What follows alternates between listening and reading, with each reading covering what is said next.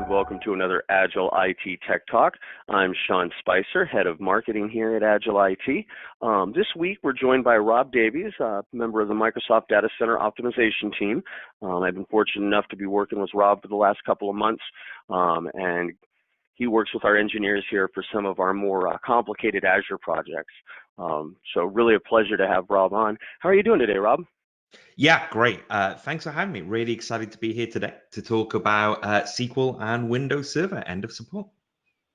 Yeah, and end of support, 11 months from now, on January 14th, 2020, there are a ton of Microsoft products reaching end of support, in addition to both SQL and Windows, but SQL and Windows are probably the most important. So the end of support date for Windows 7 falls that day, Hyper-V Server 2008. I believe there's some things with System Center that are expiring. Some of the old Dynamics licenses are moving to extended support, not end of support. But yeah, that's going to be quite a bit of change. So as I sent out the notification email, because today is Valentine's Day, just kind of jokingly, I said this one was breaking up is hard to do. See here. Going to go ahead and give you the screen here, Rob. Great. I'm going to let you take it away. Awesome. Thanks, Sean. So hey, yeah, folks. And before we get started, just a reminder to everybody, if you have questions during the presentation, go ahead and put them there in the GoToWebinar panel, and we'll address those after we stop recording at the end of the session. Great. All right. Thank you, Rob. Hey, thank you very much. Hey, everybody. Great to be here today. As Sean mentioned, my name's Rob Davies. I work on Azure Solution Architecture for folks who are helping move their businesses up to the Microsoft Cloud. So today we're looking at two really important things. The end of support, which is coming up both for Windows Server and SQL Server 2008 and 2008 R2. So let's dive in. You know, we're talking today about a couple of Microsoft products that came out in 2008. You know, it's easy to get used to these, but that's quite a while ago now. You know, that's over 10 years now. So let's just think about what's changed in that time. You know, back in 2008, we were shipping products. You know, Server was really focused on this big change which was coming to the industry called virtualization. You know, we were beginning to make that shift from 32-bit to 64-bit compute. You know, a lot has changed since then. You know, just look at your, mobile phone. You know, back then, I think we were on either the first or the iPhone 3G, and look at what you've got today. Well, you know, there's been just as much progress and as much change over in the Windows Server and SQL Server world. And that's what we're going to look at today. So moving back to today, let's move back into 2019. Well, you know, there are some big trends that are happening in the industry right now. You know, obviously, we know that data is the new currency. You know, back in in 2016, in total, about 16 zettabytes of data was generated. But looking forward to 2025, that's going to grow up to 163 zettabytes of data generated. You know, this is what companies today are embracing and really innovating around that growth of data and what it can mean to our customers. And of course, there's the mega trend of the move to cloud computing. I mean, it's no longer just a kind of a buzzword, it's really happening. You know, 80% of organizations today are looking to adopt a cloud-first strategy, and the growth we've seen in this space has just been massive. And of course, AI is really starting to happen. We're looking at innovating existing apps and new ones by investing more in artificial intelligence. You know, and the proof is in the increased spend. You know, we've seen that increase by 300% in 2017 alone. So these are the trends that we need to look to in the future to help grow and innovate our businesses. Now, today, we're looking at one of those triggers. You know, these what we call modernization triggers, the things that, you know, happen within our industry or within our roles or within our businesses that, you know, make us trigger that change to go and innovate and update. Now, today we're talking about end of support. which is what's happening right now with Windows Server and SQL Server. But, I just see that as one small part of some of the triggers. Another big piece of this is, well, thinking about about security and about compliance as well. So, let's just think back to last year when we had the Spectre and Meltdown issues. They came out of nowhere, and that was a trigger that meant that we had to go and update all of our servers and, lots of technology to become compliant and protect against that. So, part of the picture is thinking, well, we are looking at the end of support, but it also depends what part of business that you think, what part of the business that you're looking at.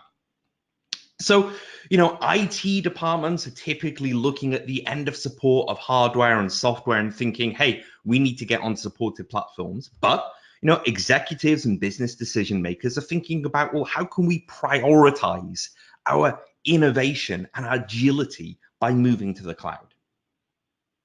So specifically, we're talking about two of those end of support events which are happening very, very soon. The first is SQL Server 2008 and 2008 R2. End of support is coming up this summer in July 9th, 2019. And not far behind is Windows Server 2008 and 2008 R2. Support for that is ending next year in less than 1 year, over in January 14th, 2020. So, I know Microsoft has all this terminology. When we say end of support, what does that really mean? Well, first and foremost, it means we're no longer updating those products with any security updates at all.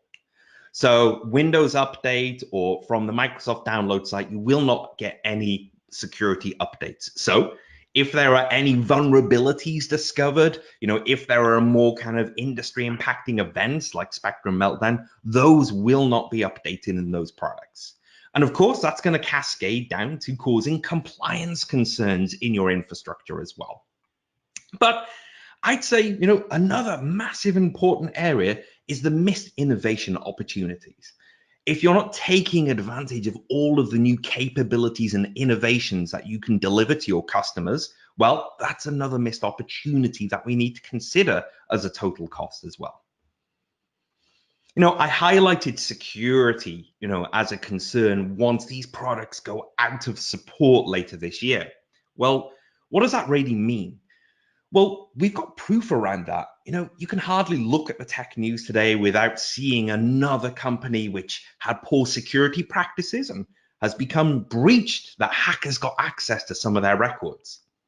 In 2016, we saw 4.2 billion records stolen by hackers that we know of. There could well be more. And when that happens, at least 20% of those organizations that have a security breach end up losing customers. So it's a real impact to the bottom line. And then 30% of those organizations lose revenue as an impact of having one of those events as well. As well as thinking of the proactive side, well, if you have security compliance regulatory needs, then we need to think about things like being compliant with GDPR or HIPAA or Sarbanes-Oxley or any of the other ones that we prioritized in Microsoft Azure as well. So rather than just thinking of this as, okay, this date's coming up and we've got to move to the latest and greatest and we've got to update our platform, this is really an opportunity to transform and grow your business and just please your customers as well. There was a study done where we looked at those companies who are investing in the cloud and investing in that innovative technology. And we can see those companies who do that double nearly their operating margin. They add more revenue per employee, and they see an increased average net income on revenue as well. So it's not just about, okay, we've got to update. Well, let's update and think how we can bring new opportunity to transform our business as well.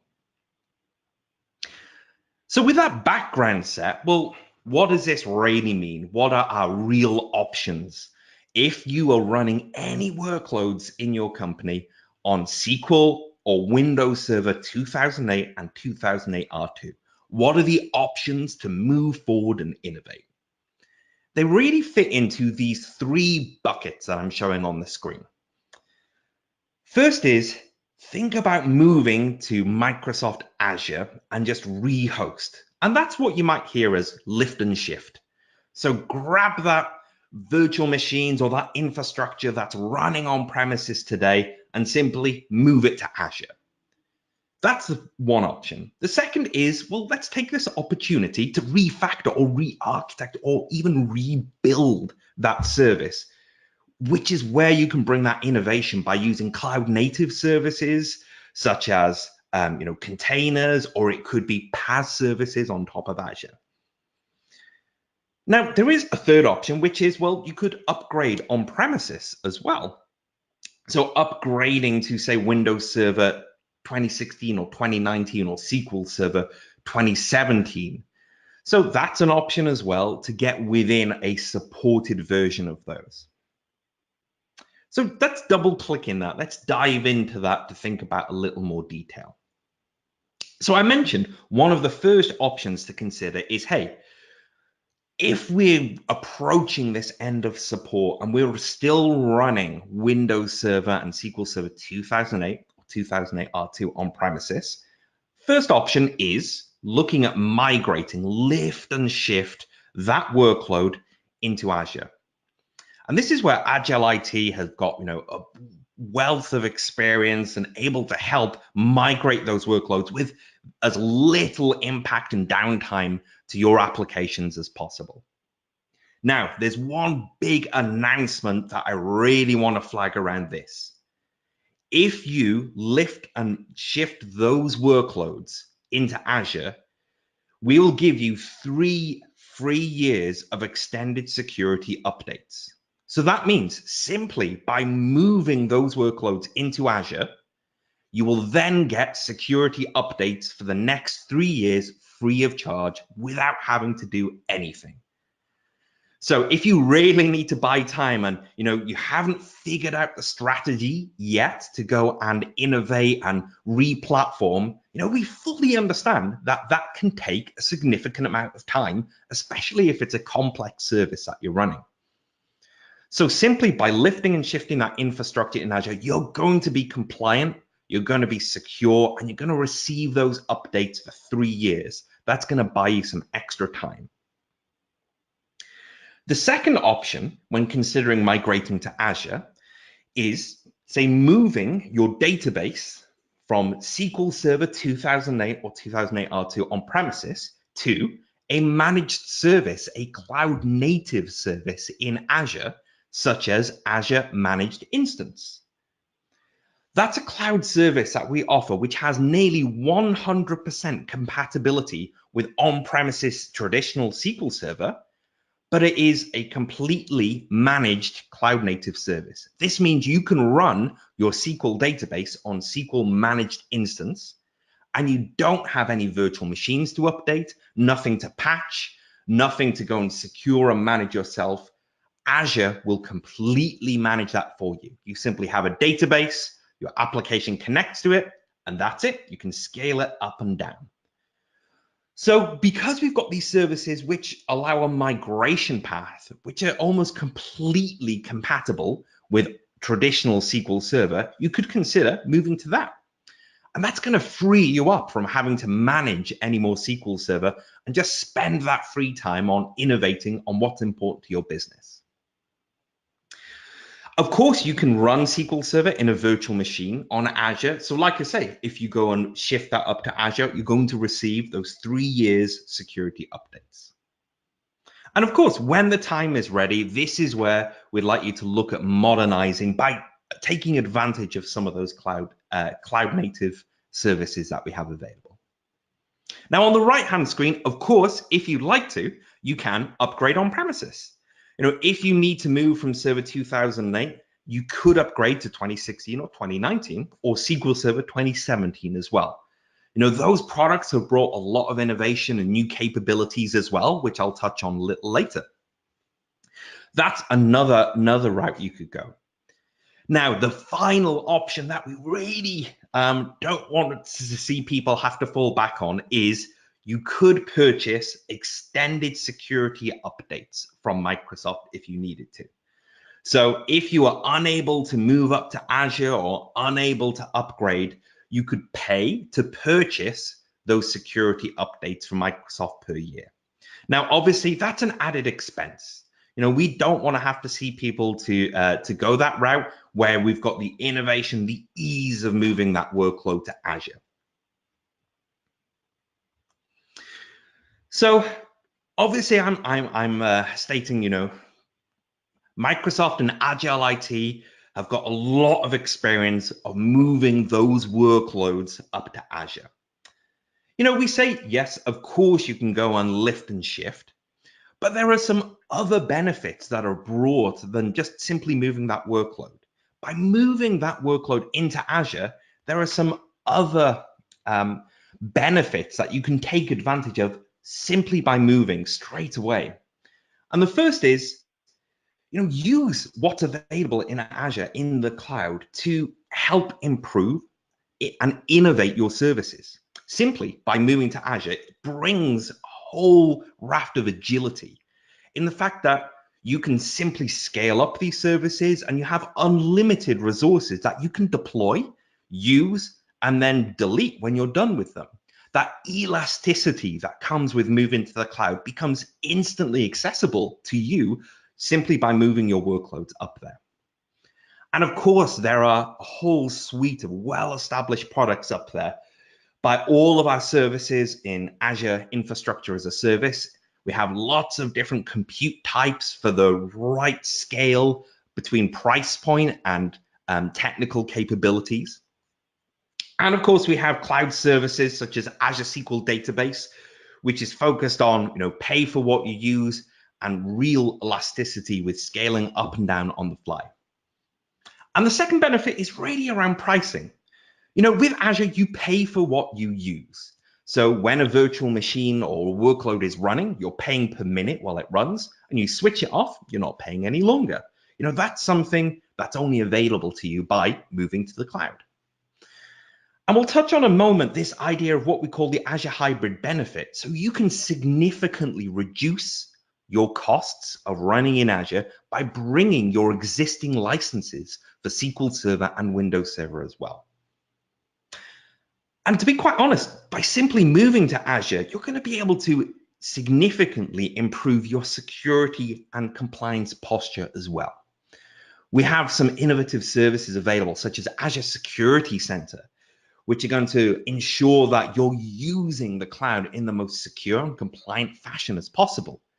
We've recently added capabilities for compliance, so you can assess the security of your environment around certain compliance requirements, such as PCI. So you can say, hey, right now, do a scan and see how PCI compliant am I?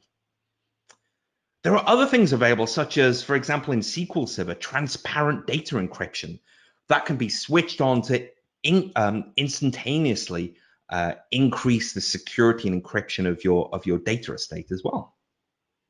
So these are just the tip of the iceberg of simply by moving, lifting and shifting that workload to Azure, some of the benefits that you can unlock. Now, I did touch on Azure being the most cost-effective cloud. This applies for Windows Server and SQL Server. We have a key benefit, which is called the Azure hybrid benefit. This means if you have licenses for Windows Server and SQL Server with software assurance, you can use those existing licenses in Azure. So this means you don't have to repurchase or pay for another copy to use SQL Server. If you already own Windows Server or SQL Server licenses with software assurance, you can use the values of those licenses to save on your Azure virtual machines. So for standard edition of Windows Server, you can move those licenses up to Azure. And for Data Center Edition, you can continue to use the licenses both on premises and in Azure. And this is a benefit that is only available in Microsoft Azure. This is not available in any other clouds. So the result of this means, those workloads, the Windows Server and SQL Server workloads, can be significantly reduced in price by using the Azure Hybrid benefit. And to show an example of that, we've got a comparison between Azure and AWS based on running a workload in the West US region in both of those clouds. Now, with Azure, using the hybrid benefit, you can pay for the virtual machine and then bring your own license, so you wouldn't have to cover the cost of that. And by moving 2008 or 2008 R2, well, you don't have to pay for the extended security updates. So you can see significant savings over what you'd pay elsewhere, such as in AWS.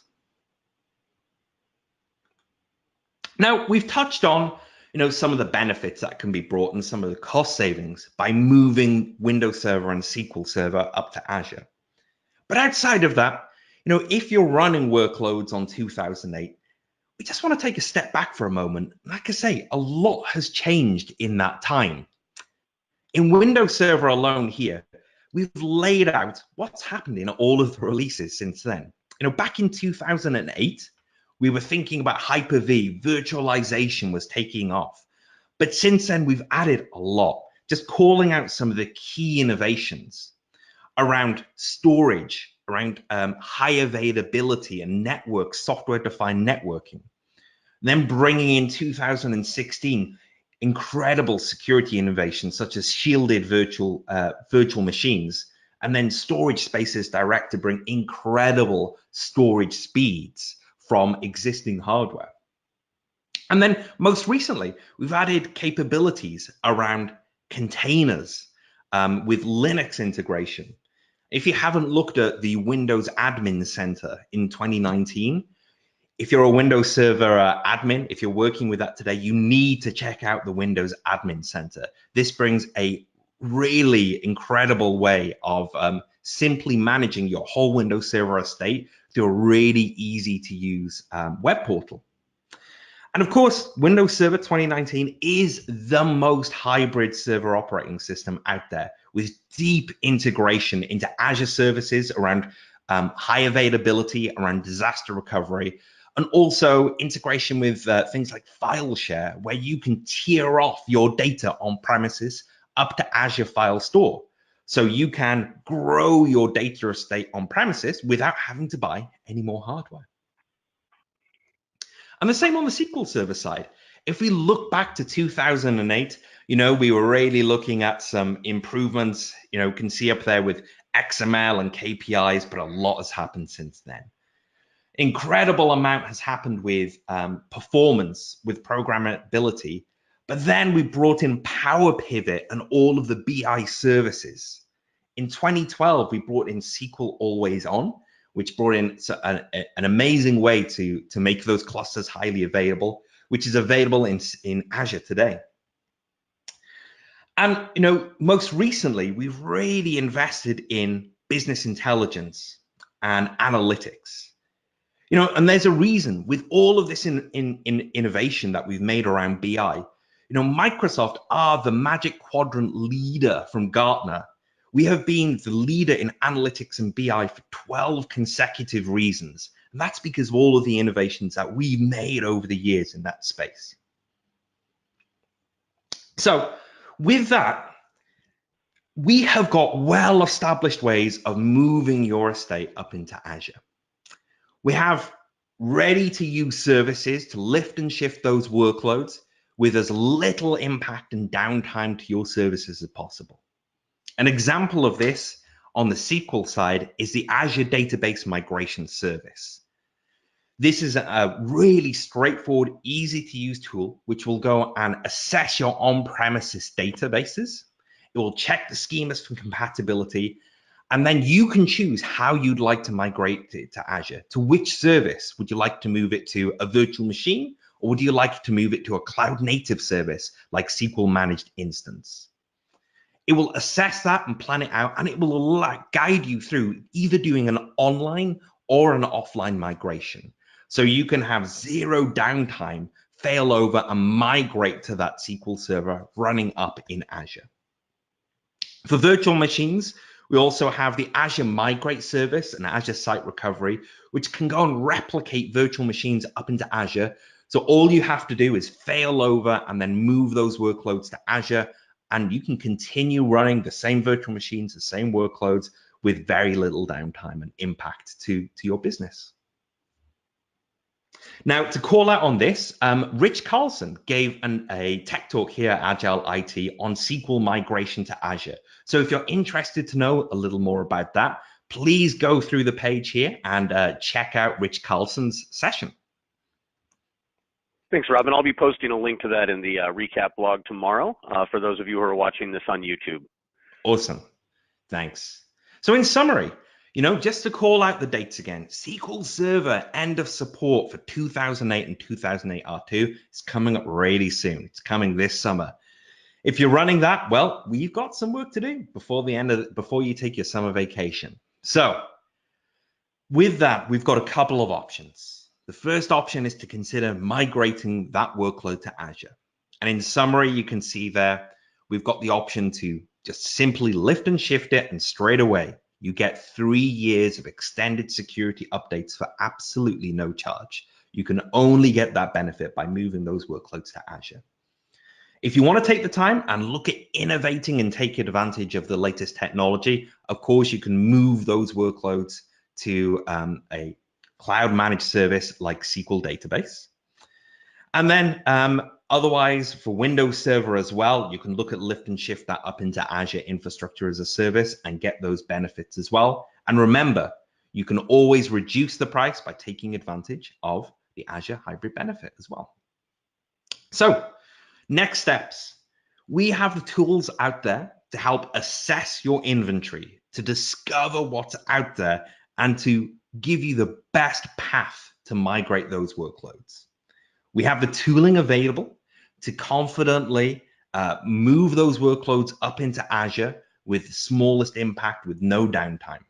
And then once you're up there, we want to help you optimize to get the best cost-effective solution in Azure for you to help strengthen your security, to become more compliant, and have a hybrid cloud across all of your workloads to get the best solution for your customers.